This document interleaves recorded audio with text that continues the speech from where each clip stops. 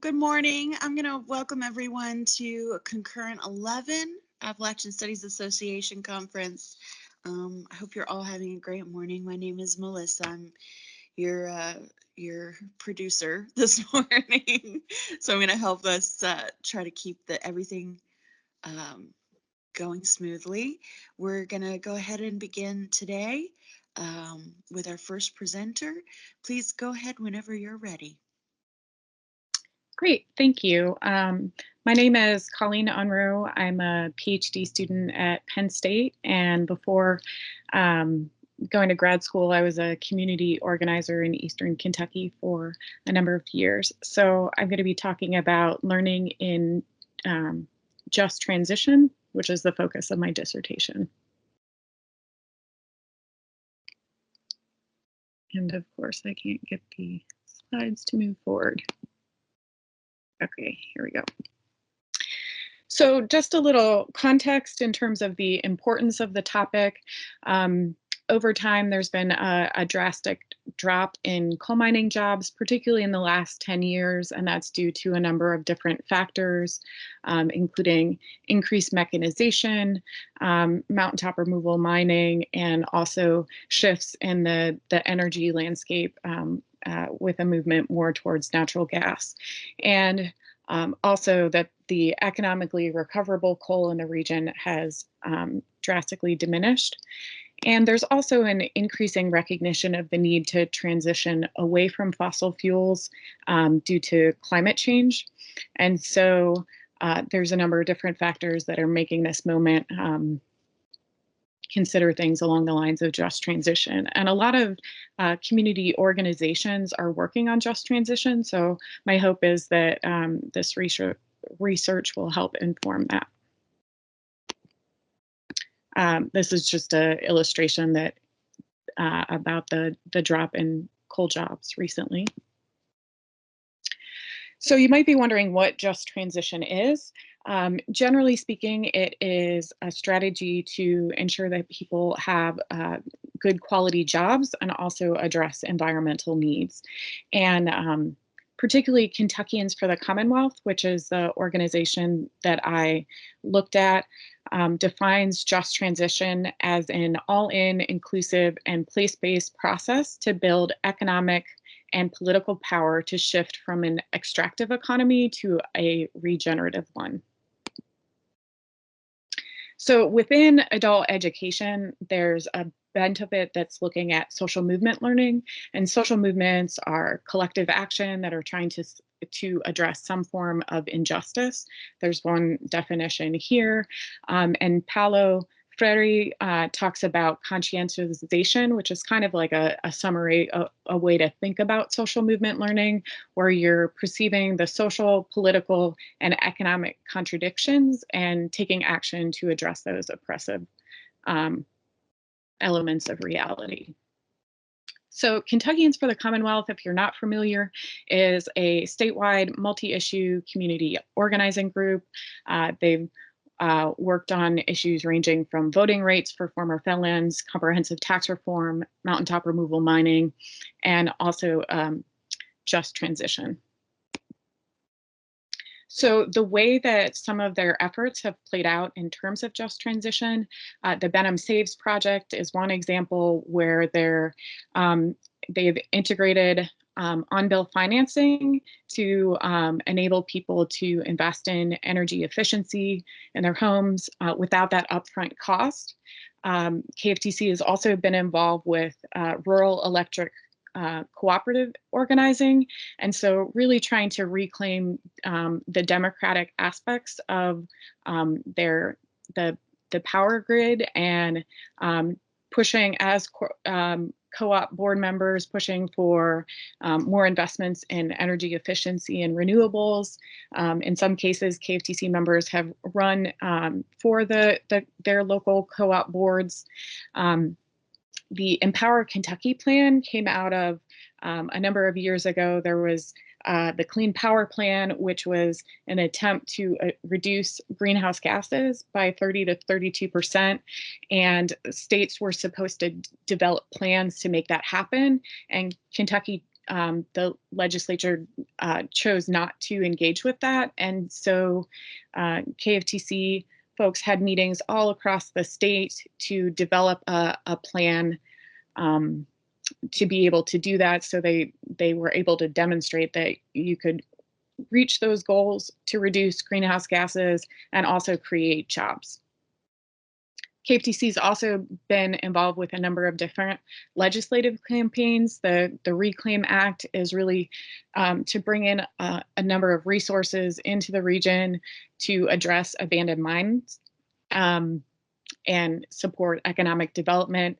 The Black Lung excise tax is an effort to get resources for former coal miners who have Black Lung.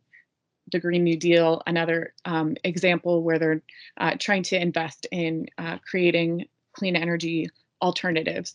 So in the way that just transition has played out within KFTC, there's really been a focus on looking forward to the future, but also trying to address the legacy effects of coal mining in the region. So these are my this is my overarching research question and a couple of the sub-questions related to the data that I'm going to talk about today. Generally speaking, in communities with economies formerly dominated by the coal industry, I'm exploring how an organization promoting these different just transition initiatives uses education and learning to support engagement.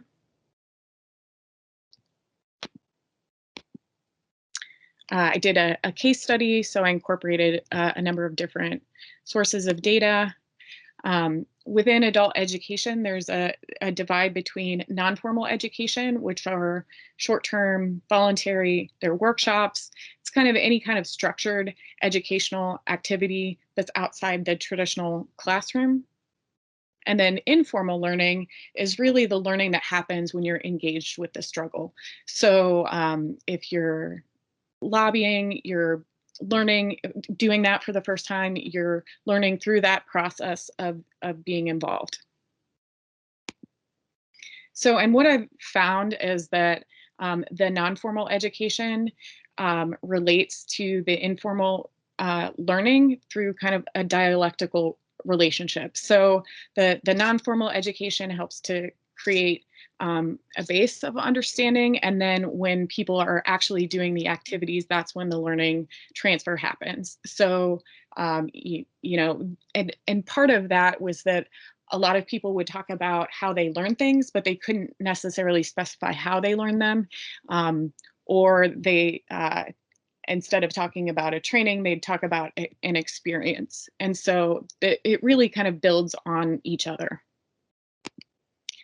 So, and just to get into a number of different things that people had learned through the experience, the demonstration of success or efficacy was a really important piece of just transition learning, because folks are, it's important to see that something else is possible. And so two of the examples that people cited a lot, one was the Benham Saves project.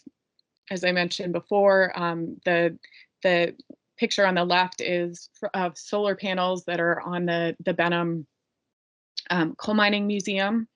And then with the Rural Electric Co-op organizing, the cooperative board was planning to put in a coal-fired power plant. People organized, they stopped the power plant and invested in solar energy instead, and you can see Randy Wilson's reflection on that.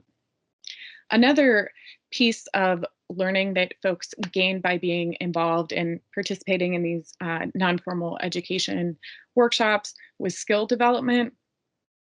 Carl, as you can see, give you a second to read his quote, but skills range from public speaking, learning to lobby, to engage in civil disobedience. Also, you know, improving their communication skills, so being comfortable talking to the media. Another important piece of the learning that folks were talking about is understanding power, and that was both in terms of power over and power with. So Joanne is sharing that she recognized through, she had gotten involved because a coal company was going to mine her family's cemetery. And so she recognized that, you know, the coal industry wasn't playing by the rules. So there was an abuse of power there. Other examples that people talked about related to, you know, the state not enforcing environmental regulations. So that element of understanding power. And then another piece of understanding power was the importance of coming together, building people power. So Terry is talking about realizing by being connected with the organization, she wasn't standing out there alone fighting the coal company.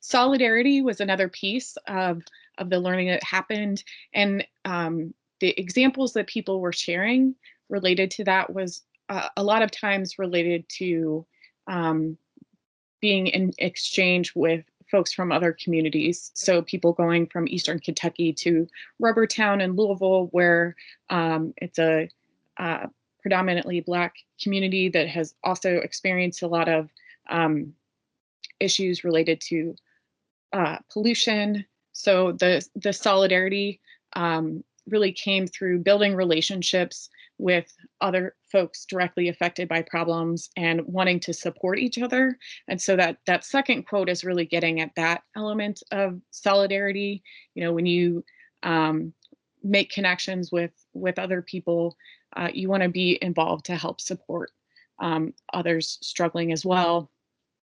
Another element that was unique to the just transition learning was the value of being in exchange with other communities that are trying to figure out this just transition piece.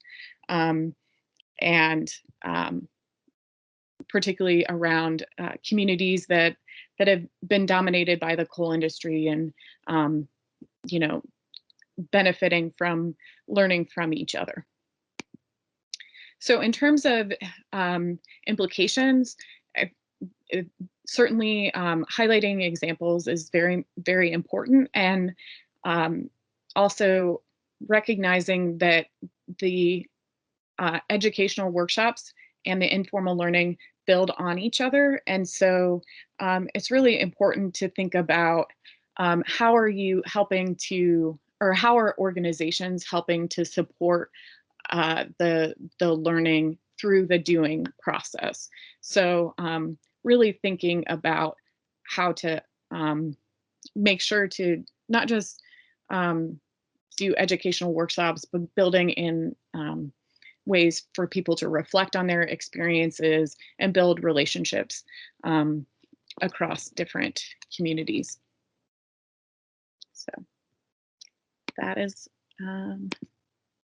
what I have for you.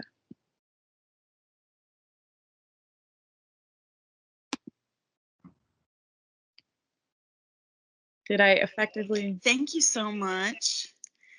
That was, I mean, I feel like I learned a lot there. Thank you so much. Okay, we'll move on to presenter 2. Whenever you're ready, presenter 2. Okay, I'm just going to go ahead and share my screen here.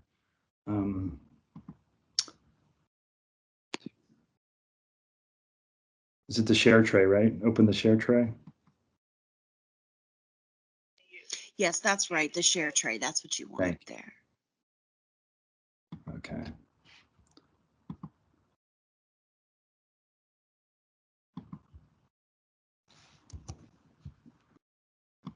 Okay.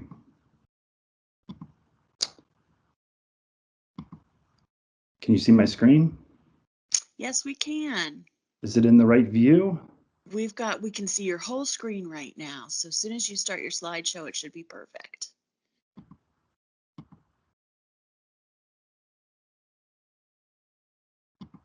How about that? That's great. Wonderful. Well, Colleen, that was a wonderful presentation. I like how you contextualize alternative learning methods in the coal region in Kentucky. I have a little bit of different focus. Mine's more about identity in the Steel Valley region. My name is ASA. My talk is how hyper-localizing a national poet designation created an inclusive community.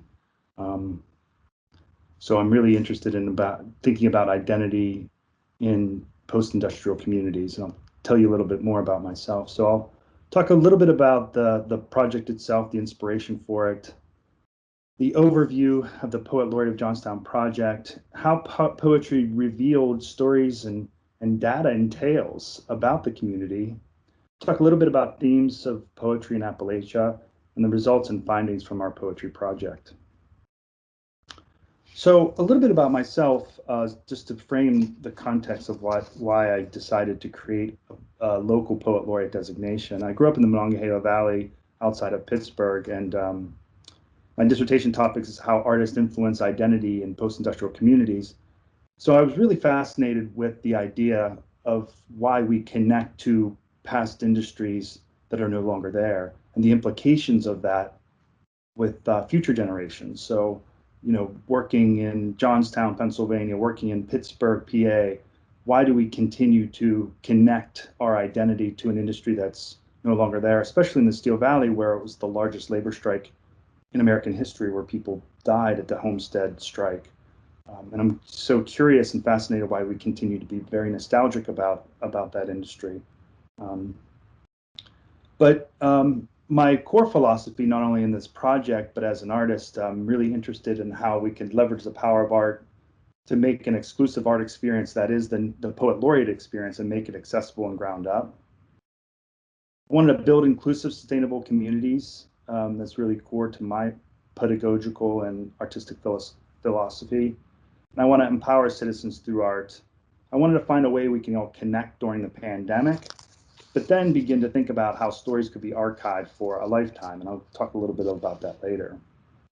So when I first started this project, I'm not a poet by any means. And I knew about the Poet Laureate idea and identity in a very abstract way, because my favorite poet is Billy Collins, who's a Poet Laureate of the United States. So Poet Laureate is it's as old as you can imagine. The first poet is this gentleman right here, Francisco Petrarca. I think I'm pronouncing his name correctly, but he was appointed the first Poet Laureate in Italy back in 1342. The Royal Office of Poet Laureate in England dates from 1668. In the United States, adopted the Poet Laureate identity and designation in 1985. It's important to note here that hundreds of years later in Great Britain, the first woman poet, Carol Ann Duffy, was appointed in 2009. And we all probably were madly inspired by Amanda Gorman, who was the National Youth Poet Laureate at age 16, who spoke at the White House inauguration and moved us in so many ways. So there's a very sophisticated system in terms of how these poet laureates are recognized. Usually they're typically expected to compose poems for special events and occasions, but there's a very sophisticated system in terms of how they're nominated and who gets elected and who doesn't. So I thought it would be very challenging for me. It'd be a very interesting way to think about this very inaccessible, exclusive engagement, but bring it down to a local level. And I did this independently. I created a website and a brand, and I created a review committee of local constituents. I recruited a local poet from the regional college. Jim Daniels from Carnegie Mellon University is a poetry professor, and Toy Derricrott at the University of Pittsburgh I recruited as well to help look at all the poems. And I simply did a call by word of mouth and through the media, through earned media, and did a call for poems. And it was pretty exciting to get 70 submissions. And as I was collecting all this information, it was really quite overwhelming as a PhD student to think about all this information that was being shared with me. I was learning so much about Johnstown in ways that I never could imagine. All this information became data to me. And one very important piece of this at the time of my studies, I was reading about critical race theory. And critical race theory talks about how law and legal institutions are inherently racist, and that race itself, instead of being biologically grounded and natural, is a socially constructed concept that is used by white people to further their interest in the expense of people of color. What's critical about critical race theory, what's very important about critical race theory is the idea of counter storytelling. So Kimberly Crenshaw, who's the godmother of critical race theory, Richard Delgado, Derek Bell, they all talk about this idea that counter storytelling magnifies the stories and experience and narratives of underprivileged communities. And they argue in what they claim and what is known to be true through their research is everywhere we turn, the world is filled with dominant culture narratives.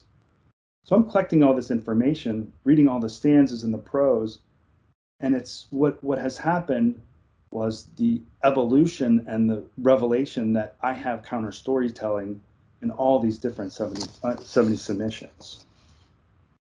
So I begin to think about the poetry as research, and I was reading a book by David Haunauer. He's a professor of applied linguistics at Indiana University of Pennsylvania. He wrote a book called Poetry as Research, exploring second language poetry, exploring second language poetry writing.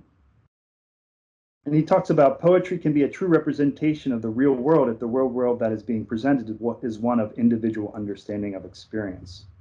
He also talks about how the data source in poetry are valid, because poetry writing, as developed here, meets the criterion that this represents lived experiences. And of course, this is a qualitative experience research exercise. Arts-based research can do is to provide rich, detailed, and personalized understanding of specific lived experience that may be able to provide some insight into other contexts. So now I have this foundation of data.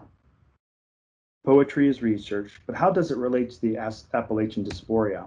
And that's when I was introduced to Bell Hooks' Appalachian Elegy. If you haven't read this book, you should. Probably should be in the canon of the ASA conference. But Bell Hooks, better known by her, she's an American author, professor, feminist, and social activist. She wrote this important poetry book. She says, poetry is a useful place for lamentation. Poems are a place where you can cry out like a so solemn musical refrain played again and again. They call us to remember and mourn, to know again that as we work for change, our struggle is also a struggle for memory against forgetting. And that's when these core themes of not only the poems that were submitted, but also the poems that were that I read in Bell Hooks' book, hope, despair, and memory, these themes began to play themselves out in a repetitive fashion. Bell Hooks wrote, "My cries of lamentation faintly echo the cries of freedom fighter Sojourner Truth, who often journeyed deep into the forest to loudly lament the pain of slavery, the pain of having no voice. Truth spoke to the trees, telling them, when I cry out, a mother's grief, none but Jesus heard. When I first walked the hills, I could reclaim a place in Appalachian landscape in the name of displaced Native Americans, African Americans, and all other Black Indians who cannot prove on paper that they are who they really are." And Bell Hooks, in her book Appalachian Elegy, she wrote a couple important poems. They were all numbered. Number 14 had both bounced through hope, memory, as well as despair.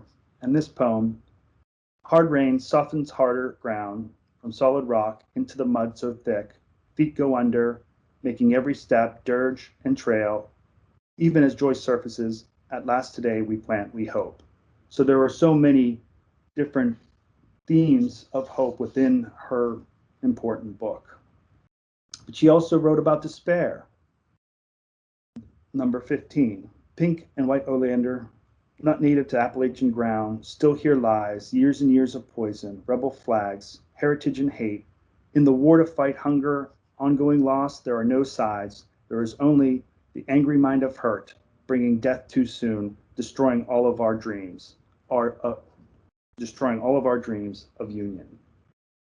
So then I looked at all this work and inspired by Bell Hooks and the 70 submissions. It's important to note here that a majority of 85% of the people that submitted were women. I found a very important inclusive engagement experience here. 5 poets were selected, 1 man and 4 women.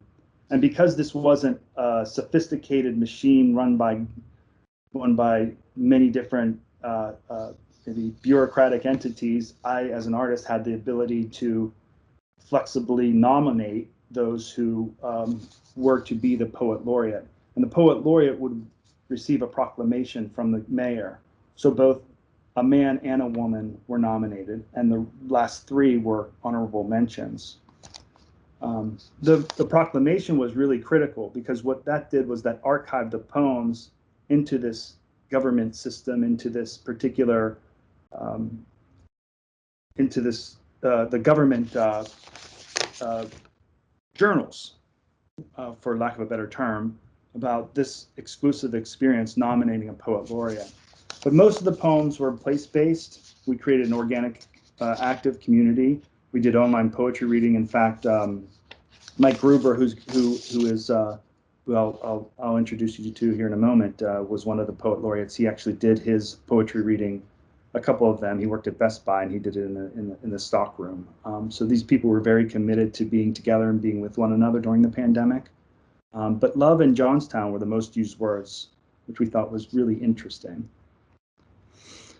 So that's Joyce, unfortunately, right next to me there. She has her eyes closed. That's Mayor Frank Jankovic, and that's Mike Gruber.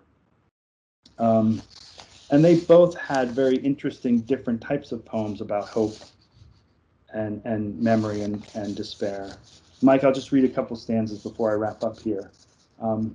Mike's poem is called The War's Over. The sunrise said, this is any other day. A dozen sparrows perched in tangles called out their intentions by name. Clouds sang endless hymns, stretching whispers into silence.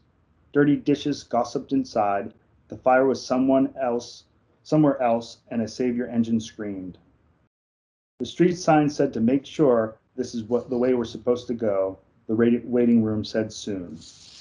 It's a beautiful poem, and you can find it online. And just to read a little bit about Joyce Robley's, her poem is called January. I stand on the front porch as my dogs sniff and circle through the snow below. The town sits like a bowl in front of me, streaming with smoke of chimneys, carrying with it the acrid scent of burning coal and the dense aroma of charred wood. So she talks a lot about the memory of a car trip she went on with her mom. So what the poet said after this project, I think there's some very interesting, powerful statements about building this community. I like the third one here. This might have been one of the first times I was proud to be of Johnstown. Poetry works to showcase the human experience that calls attention to the sameness we all share, being human. I like this last one. Tackle the collective fear of poetry or remain ghosts. And then I asked, how could the poetry project become a platform to address anti-racist statements? There were some very important comments here. At some point, solidarity isn't enough to combat racism. Give those who are affected by racism a platform to talk. Poetry can be a platform for anti-racist sentiments, allowing voices of color to contribute or to lead a project. Always maintaining an ally is essential as well. So to conclude here, the future of Northern Appalachia poetry, especially in the Johnstown region, what we want to do is try to create a permanent position on City Council for an artist to actually influence policy and enact change.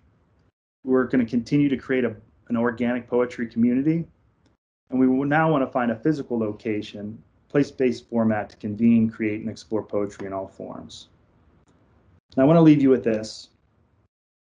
Another source of inspiration was William Carlos Williams, a poet in the 1950s. He wrote, "It is difficult to get the news from poems, yet men die miserably every day for lack of what is found there. And nothing could be more evident than this project to tell us that all the answers in the 70 submissions in Bell Hooks poetry, that the answers are in the poems." Thank you.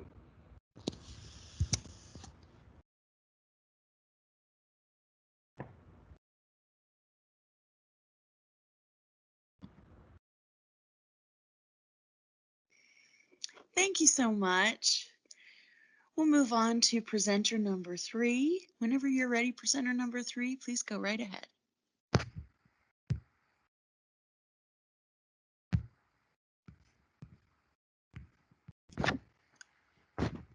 Hello. Sorry. My name is Shaylin Clark, and first off, I would like to thank all of you for being here today. I know that these are troubling times, and I think we should all just be grateful that we are able to be in this space, even though it is virtual. So, I am 24 years old. I am from Harlan County, Kentucky.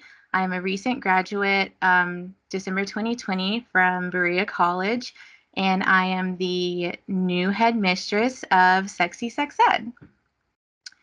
Let's get started. What is Sexy Sex Ed? Sexy Sex Ed is a workshop series that compels teenagers and people of all ages to openly discuss social and political consent, sexual safety, and anatomy using visual arts and performance arts, as well as story circles. Sexy Sex Ed fills a vital gap in a reproductive education and creative cultural healing solutions in rural Appalachia. The Sexy Sex Ed workshop series began in 2012 when some members of the Stay Project requested more sex and gender conversation in their annual summer gathering. And with partners like All Access EKY, Stay Together, Appalachia Youth Project, Sexy Sex Ed has been able to create a support network with people offering progressive sex education in a region highly stigmatized with conservative values and abstinence-only education. Now that Sexy Sex Ed has been up and running for some time, it has grown with over a dozen educators in 5 states. More than half of Sexy Sex Ed educators identify as queer. We also have educators that represent teenagers, students, mothers, social workers, artists, doulas, and organizers. So how do we facilitate our workshops? The method that we use of facilitation is popular education. So what is popular education? Popular education is an active learning process that raises social awareness and stimulates critical thinking and creative thinking that will lead to social change.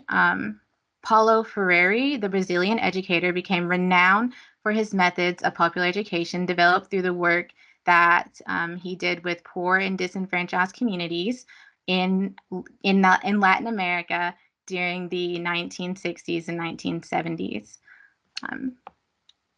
So what we do in our workshops using popular education is use creative ways to draw out shared experiences in the workshop. People learn from each other's experiences and typically discover that they face similar problems in their daily lives and communities. They begin to see the social injustice implicit in their issues, confronting them daily. As facilitators, we rely on popular education techniques to draw out what people already know about their shared situations.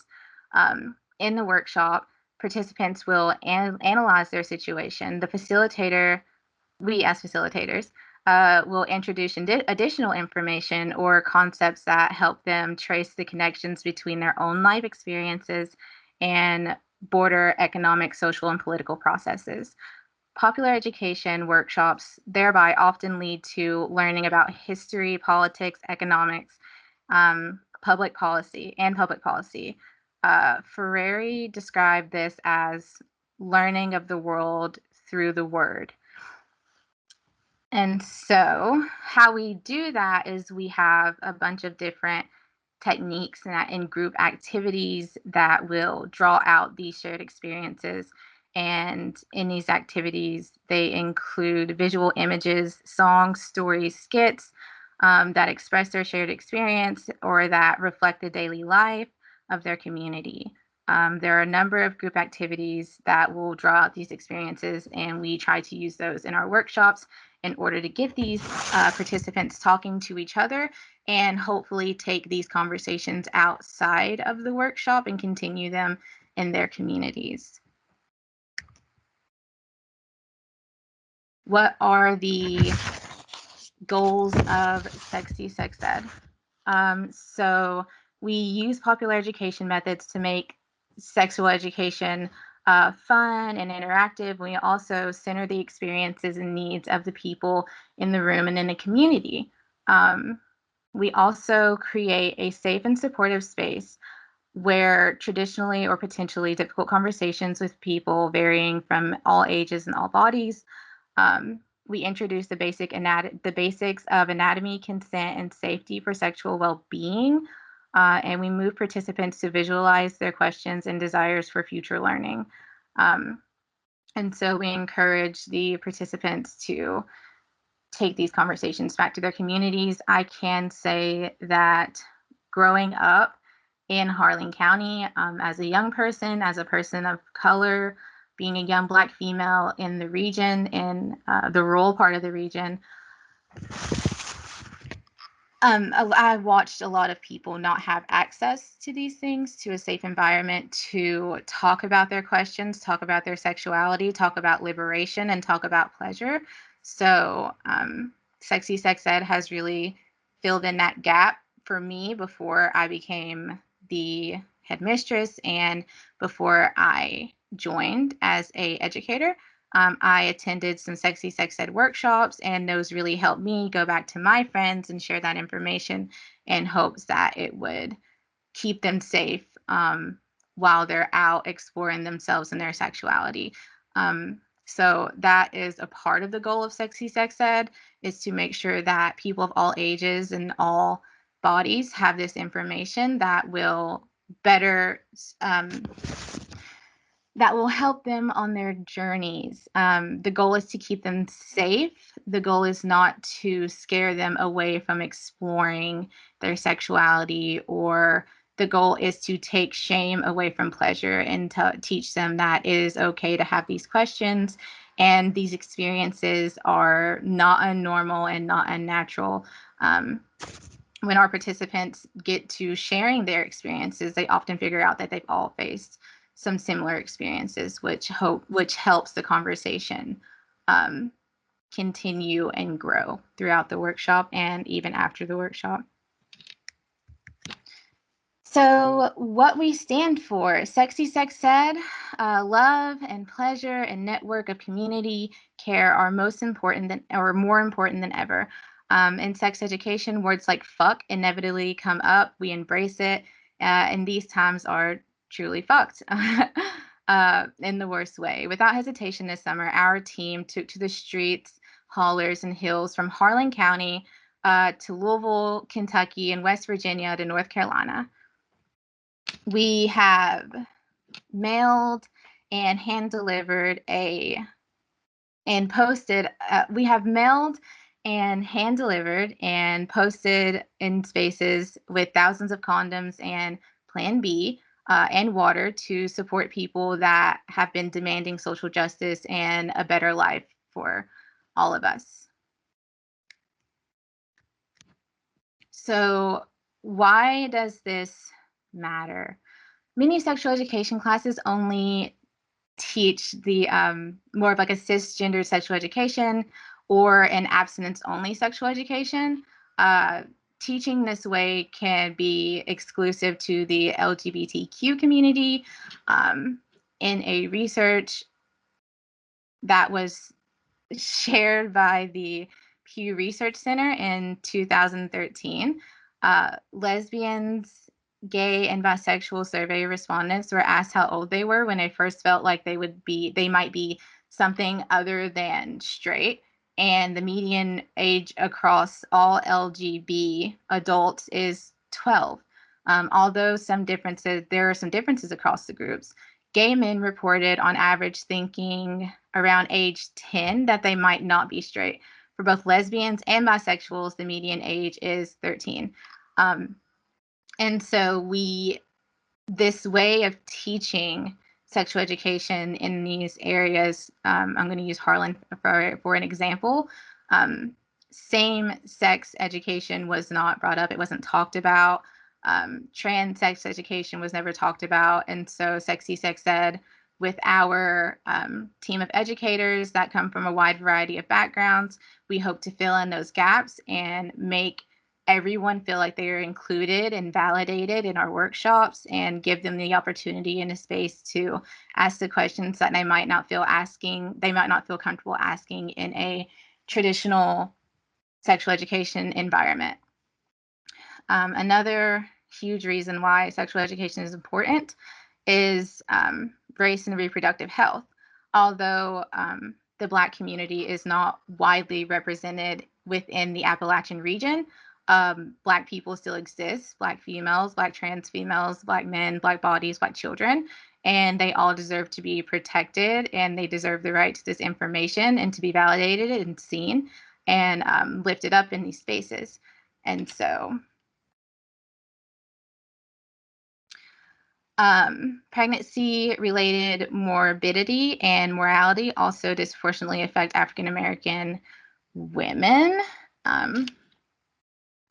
The CDC reports that African American women experience higher burdens of STIs, including HIV. In 2012, compared to white women, African American women are more likely to be diagnosed with primary or secondary syphilis, gonorrhea, or chlamydia. All of these diseases are preventable, and it is also a very widely known stigma that young Black females are sexualized at an early age for their features. And so inclusive sexual education and creating an environment that validates and lifts up bodies that might not have a voice otherwise is one of our main concerns, because although we say all bodies are not often treated the same. And so we have to maneuver around and make sure that this information is getting out there and getting known and really helping all bodies and not just the majority.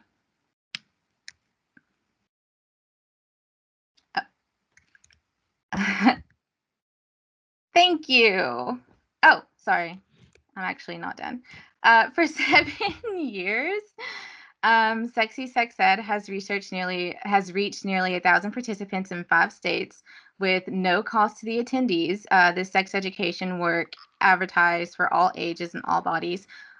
We have been in schools, we have been in not workshops, we have been to conferences, and we continue to expand our ways of teaching. During the pandemic, we have started doing virtual workshops on our social medias to make sure that these people were able to access this information, even though they were not able to leave their homes physically. We still make it a priority to make sure that this information is out there and it is available at no cost, because in a lot of these communities, let's go back to Harlan, the nearest hospital is 45 minutes away from people in Cumberland. And so as a young person, if I did not have the most understanding mother in the world, I probably wouldn't have had access to birth control when I was in high school. And a lot of young people are facing similar issues, and they might not have a guardian or a parent that can drive them 45 minutes, and they might not have a vehicle. So although sexual education is something that is a right for everyone, it's not very accessible in a lot of rural Appalachian areas. And so Sexy Sex Ed does what it can to fill in that gap and to make sure that these people get the resources and the information that they need in order to be well and safe and healthy and liberated in their sexual journeys. Thank you.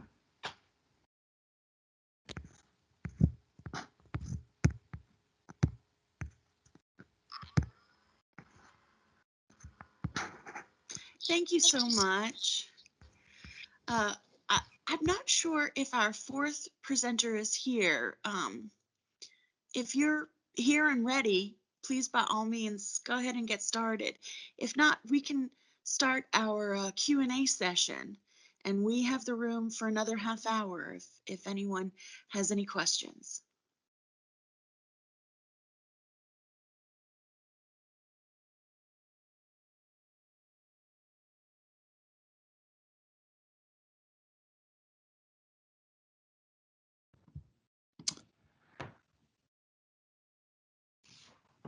I guess we can talk amongst ourselves too, right?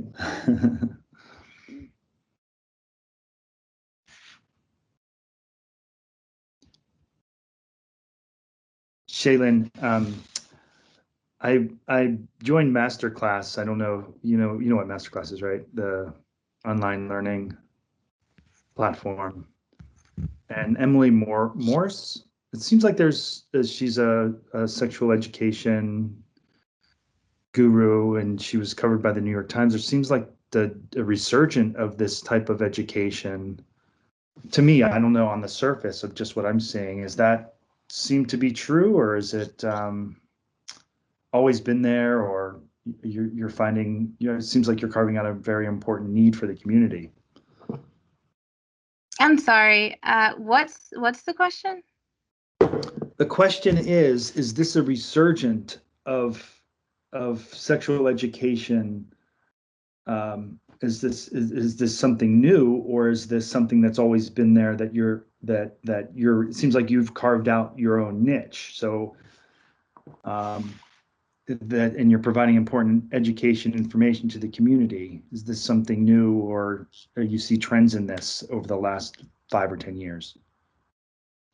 So I've noticed some trends in this within like the last 5 years.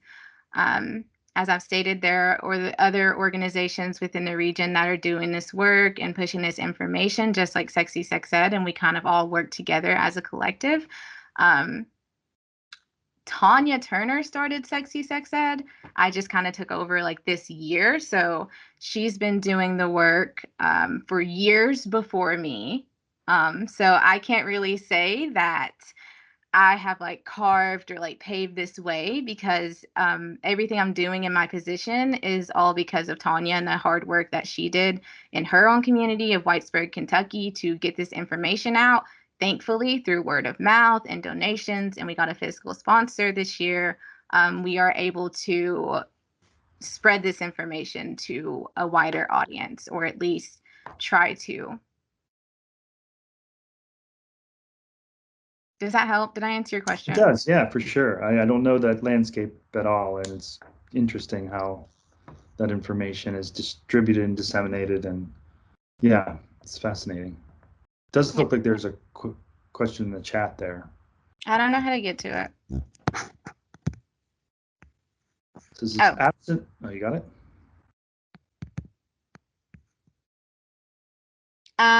Yes, abstinent-only sex is very prominent in the areas that we reach out to.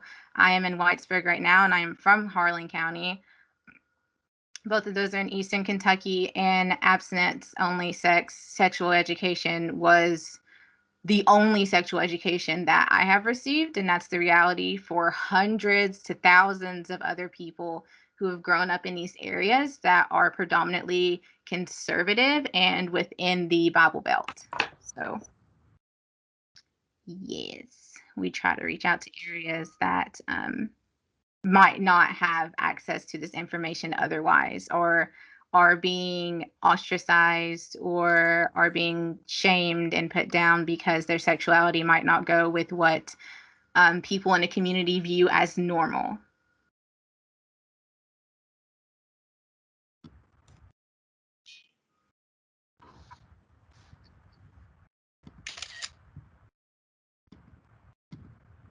Sandra?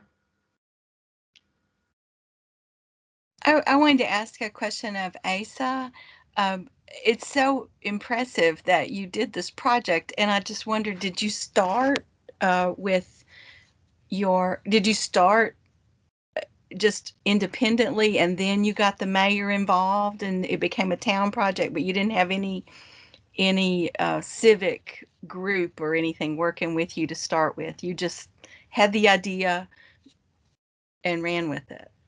Thank you, Sandra. Yes, exactly. I've always thought about the Poet Laureate Project and how exclusive it is, and unfortunately how inaccessible it is. So I've always dreamed about the idea of making it a local effort.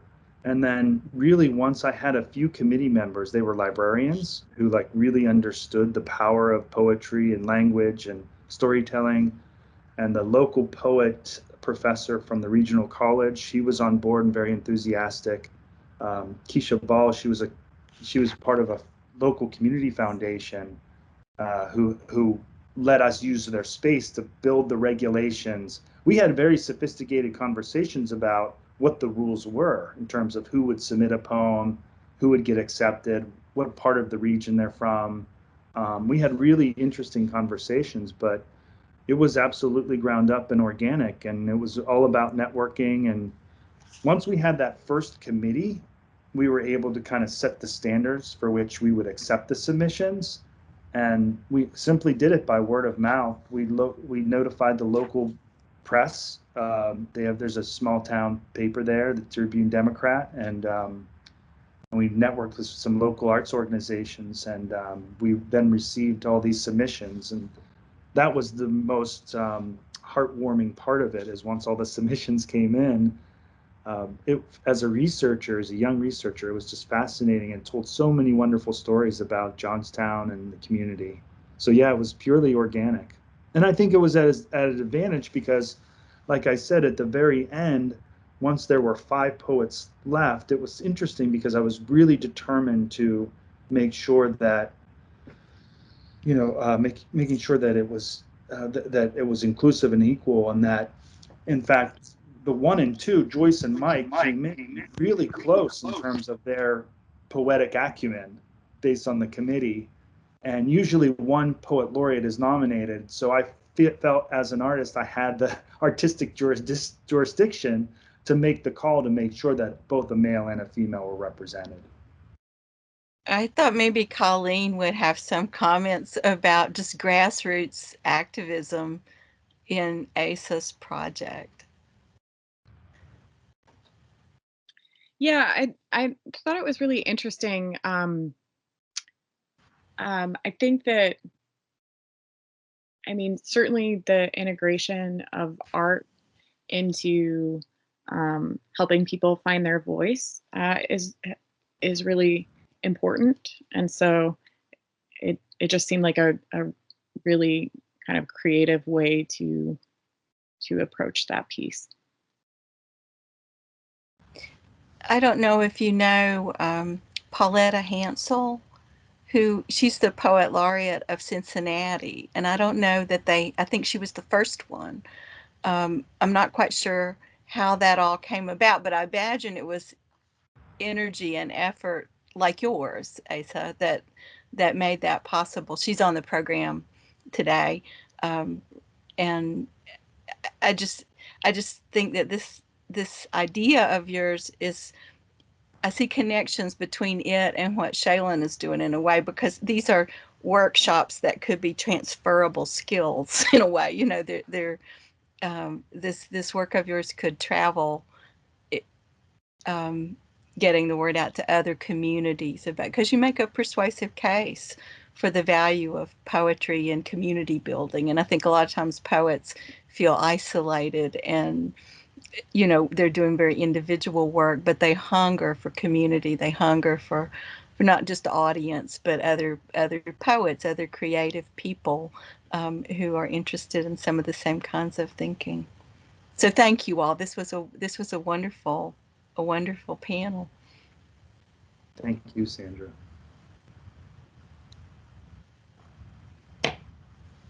I was curious, Shayla, since some of the examples that I was talking about is where you're from, what were your thoughts on? I was very excited when I was watching your presentation, simply because I saw my home, I saw my neighbors, I saw my teachers, I saw people that I went to church with, and doing that work, and having that work uplifted and showcased. Thank you so much for that, because I feel like a lot of people wouldn't know about the work that's being done in Benham and places like that in these small areas of Eastern Kentucky. And so it is important that we uplift those and let people know that change is happening, and that the stereotype of what Eastern Kentucky is, what rural Appalachians are, what they do, and what they believe in was challenged in your presentation. And I really appreciated that, especially seeing that coming from people that I grew up with, people that have mentored me, that have taught me, that I have worked on projects with. And so I was super proud watching your presentation, because I was like, those are my people out here doing the good work. Despite what other people think, the work is being done by people within the region. Great. Thanks for sharing. You're welcome. Colleen, how did you find your way into Kentucky? How did that come about?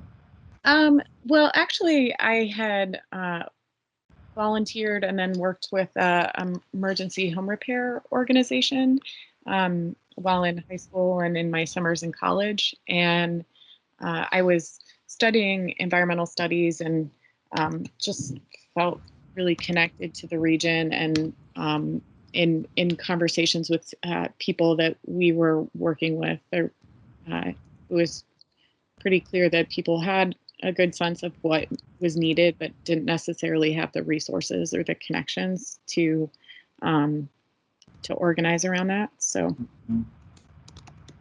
yeah. And I don't know if I actually said, but KFTC was the group that I had organized with. So, okay. Yeah. So it was a little bit challenging to kind of take a step back and like put these like academic concepts into the work that I had done for many years.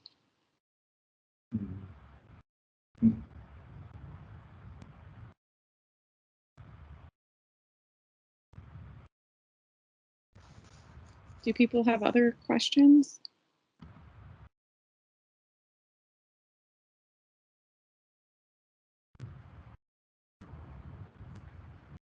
Doesn't look like it.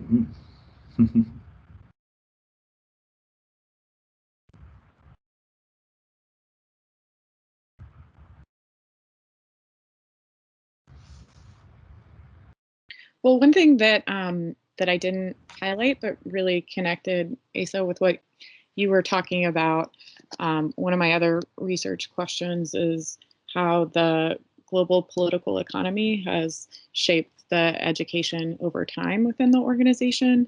And so even though folks are working for this transition past where things are right now, the identity piece is something that is pretty important in it. So like you can't get away from like the context that people are rooted in.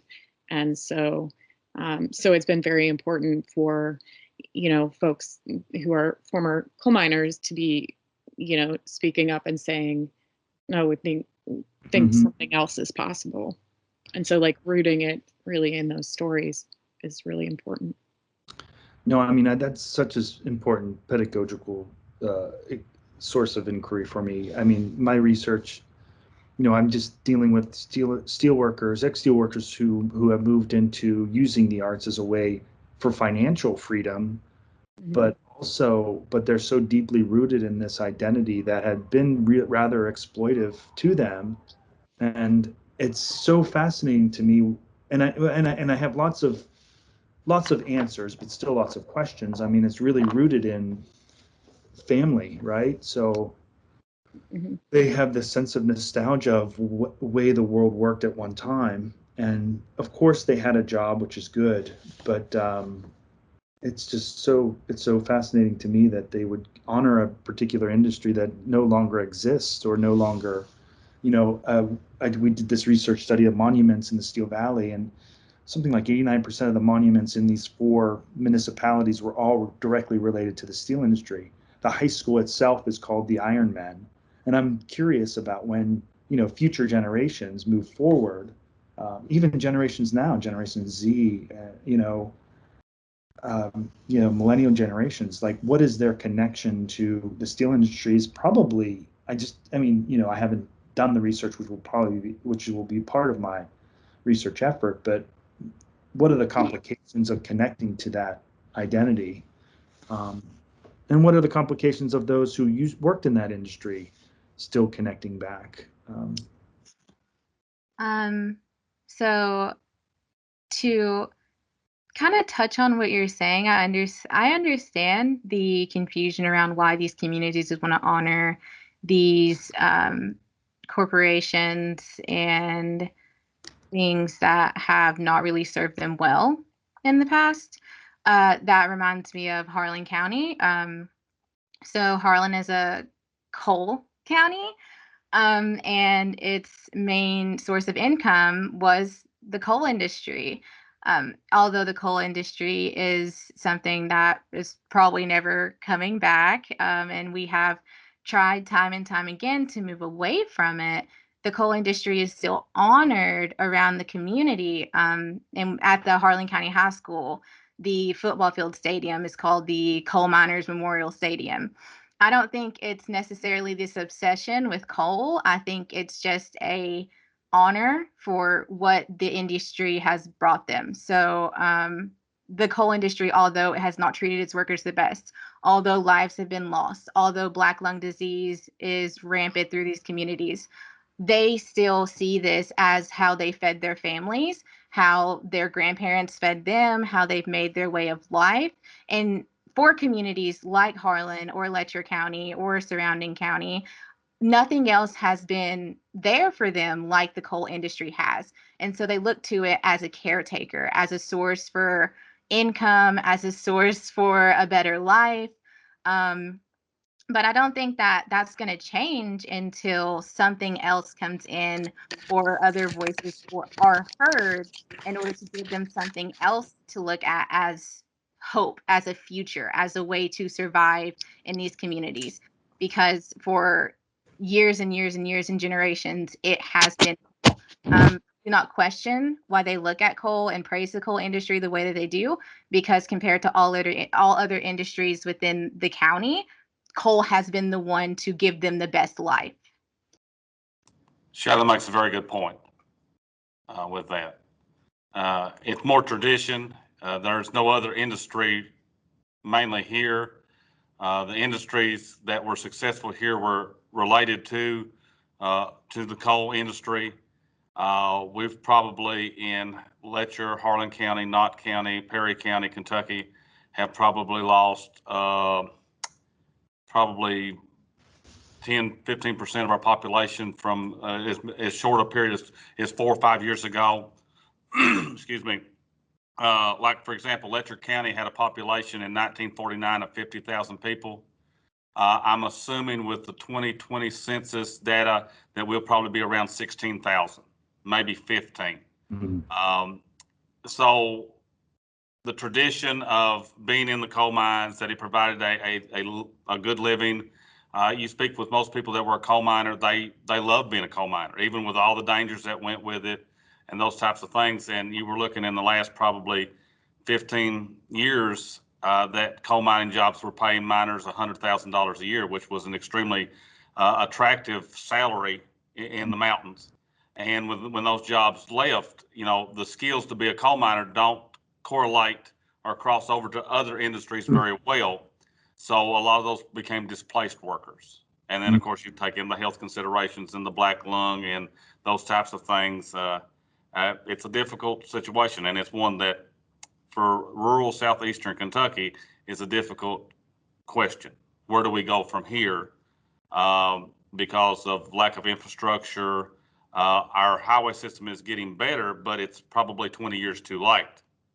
So, and then of course, educational level, we've talked about in Appalachian studies many times about the opioid and substance abuse problems that we have, that over in most counties in southeastern Kentucky, more than 50% of school-age children are being raised by somebody other than a biological parent, many times a grandparent or a great-grandparent. So just a lot of issues, and which ties back into that coal mining industry, because when it started to go down, we started to see the great, exodus from the mountains again, because they had to go try to find some place to work. That's a really good point, Michael. I mean, I think I experienced that through the 1980s, where the steel mills were just shuttering and people were just absolutely Same issue. I remember it well. Yeah, and they were just leaving the steels. My father was a steel worker. He lost his job, and people were just leaving the region, and we stayed. But I guess I'm curious about, again, and Shaylin, you bring up a very good point. I guess the nostalgia point of it is the caregiver relationship for which we honor this particular industry. And I guess I'm curious, and maybe you might have some insight in terms of how future generations might interpret, if you could predict, what future generations might think about that particular industry. And I can't help but think about some of those pieces of exploitation and of worker exploitation, and how those play a piece in terms of maintaining that identity. But I can't imagine a millennial or a Gen X thinking about what that relationship is to industry. Maybe it's, I think it's a family one, right? It's because generations have were supported by the coal industry, and there's something very honorable in that, for sure. But if you could predict in your region, I mean, are they going to look back at the coal industry as a positive experience, or I don't know? What do you think? I don't think we're going to look back at the coal industry as I would say it's not going to be looked at as the most positive experience, given all of the issues that come along with coal, and given how unpredictable the coal industry is when it comes to when they're going to open, when they're going to shut down, and if they are going to comply with the safety rules and regulations that are in place to keep miners safe, or if they're just going to chance it to save money on equipment changes and fixes and things like that, which is common, which is how a lot of coal miners have lost their lives. I believe just a few weeks ago, a miner in Harlan County lost their life. So it's something that is still happening.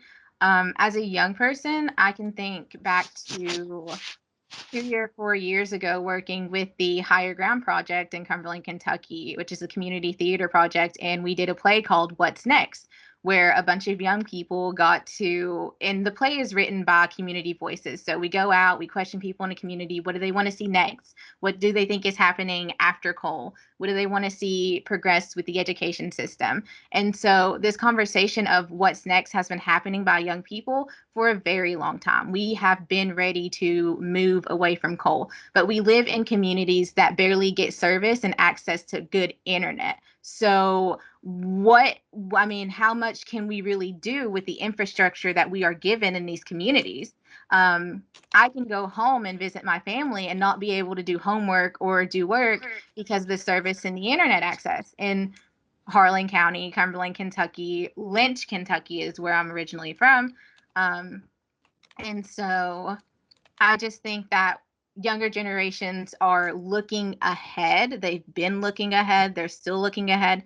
But looking ahead to what? And looking ahead to what we can do with the resources that we have until something or someone steps in to kind of fix the infrastructure of these areas.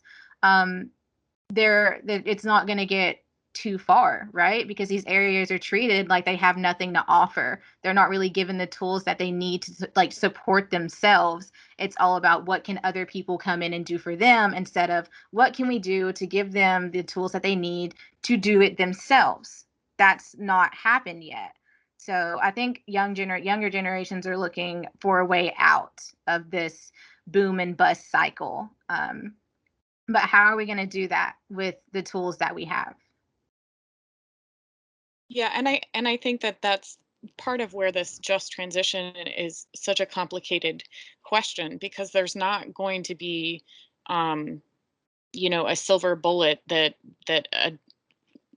moves us past anything. And so you know, a lot of different community organizations are trying to figure that out. And so, you know, yes, if like energy efficiency can create some jobs, or, you know, local foods, or, you know, a variety of different small businesses, um, it's really a challenge.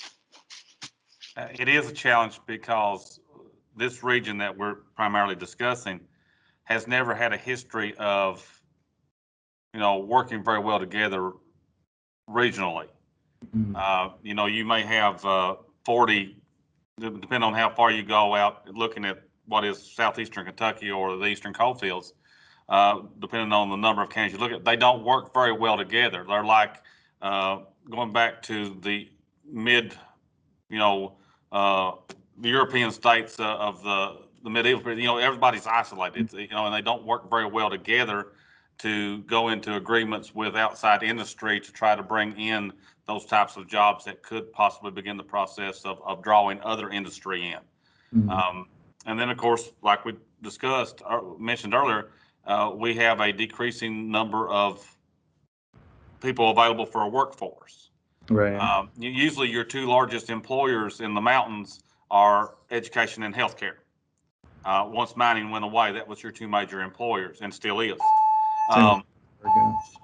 So taking all that into consideration, it would almost take a really concentrated effort by either state, well, local, state, and probably national government to begin some type of, you know, put some type of industry or activity that would draw other industries and activities in. And really, until that happens, because with the move away from non-renewable energy, coal and natural gas, to, you know, more renewable sources and more clean sources, then that kind of inundates or outdates this area until something's done differently. Yeah, that transition to eds and meds seems like the natural progression for post-industrial communities, because these communities become unhealthy and they need proper education. Thank you so much for that insight. It's great to learn about our country and the way it works, for sure. Similarities too, so many similarities and overlap. Yeah, and also to just touch on a statement from earlier about a lot of people in these areas being raised by their grandparents or a guardian that is not their direct parent. That can also cause a strain or create a gap in the sexual education learning process of young people. Growing up in these households with their grandparents or someone who's like a guardian and not really a direct parent can make that conversation very hard, especially because of the generational gap in how we talk about sexuality, how we talk about sexual health and reproductive health, and who we're talking to whenever we have these conversations, and how we get that across without making it shameful, taboo, or embarrassing for the person that we're talking to.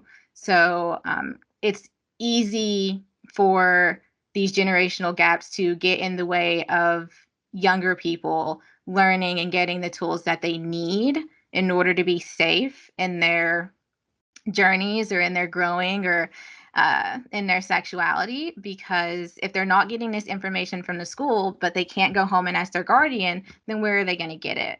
Who's going to be that middleman? That's going to be the person or the organization or the resource that they can go to and access these reproductive health products or reproductive health information.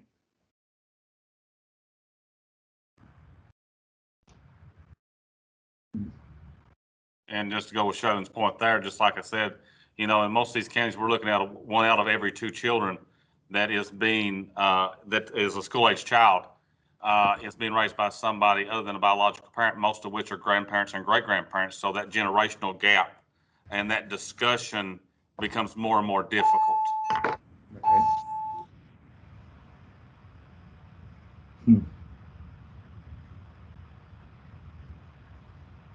Now, what about the higher education infrastructure? I guess many of them are first generation college students. Is that the trend? It's a trend in areas of Laurel Highlands. That would be the trend, yes. You know, we're moving post-industrial, or at least moving from secondary stage of the economy, from the extraction. So yes, most students that go are a first generation, although that number is decreasing. Like when you say when your population decreases and the people that are left in the industries that you have, which is ed and med, most of those are educated individuals. So that number might be a little bit not reflective of the true nature, because looking at those two industries. Right. But yes, a lot of the kids that will leave Letcher County Central High School, they may be a significant number of them will be first-time college students. And I would just like to touch on how difficult it can be for first-time college students coming out of these areas. I was a first-generation college student, and I realized that I was at a huge disadvantage, given that I went to Harlan County High School, and they didn't really teach us a lot about how to apply for college or how to look into it, how to look into the costs of it, how to set up payment plans or anything like that. And there were students who had parents who had went to college that could help them with these things. And it was kind of like, if your parents didn't go to college, then like you just got to figure it out, right? And there's also the issue of within the schools, well, the high school specifically in Harlan, the students as a whole were mostly geared to go into the medical healthcare field, or be a coal miner. The options were not very broad. And then there is the issue of the very prominent presence of the military within these schools. And so we had a recruiting officer at every school event. We all had to take the ASVAB in high school. I mean, they pulled everyone out of their class, juniors and seniors, to take the ASVAB in high school. And there was a recruiter at every football game, every pep rally, every school event. There was someone there saying, if you want a better life after you get out of school, and these are people coming from already hard backgrounds, right? And so there are people here telling these young people, like, if you want a better life and you want to skip college and get straight to the money, here's a fast and easy way to do it. Just sign up for the military, and there you go. You are out of here and you are on your way to money, which is not appropriate, really, especially because a lot of recruiting officers are not present in other schools in like suburban areas or more economically wealthy areas. They don't do that, but they prey on young people in these rural areas because they know that they're in a tough situation. They're more likely to take that ticket out. It's fascinating, really heartbreaking, troublesome.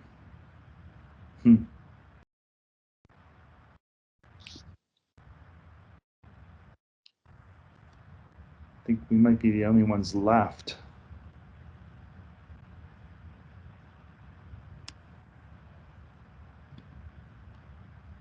It looks like there's a few other folks here, but we are over time. So yeah, I was just about to say, I think this was so great. I'm so glad we had such a long chat session. That was wonderful. Thank you all so much for coming today.